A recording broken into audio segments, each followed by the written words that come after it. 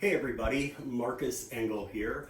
Thank you for joining me, and today I'd like to give those of you who are clinical professionals a little tip and technique on how to stay resilient in the face of adversity.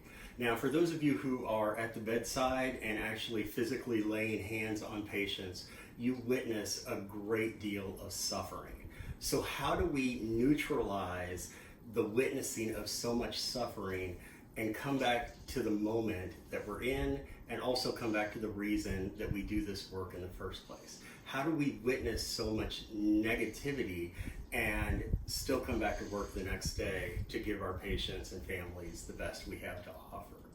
So a narrative medicine practice that I love to encourage for clinicians is, at the end of every day, do a little writing about that day.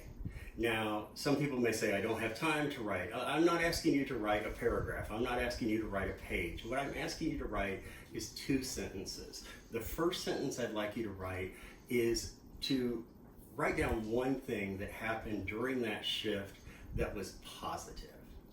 And then a second thing I'd like you to write is, if there was something on the job during that shift that was negative, how would you do it differently tomorrow? Every day, just 2 sentences. Number 1, what went right on the job today, a time that you really truly feel like you made a difference in the life of a patient or a coworker or a colleague. And then second, if an event happened that was kind of negative, how would you do that event differently if it presented itself the next day? Simply doing this little writing exercise every day helps us remember what we've been through and the great amount of good that we have done.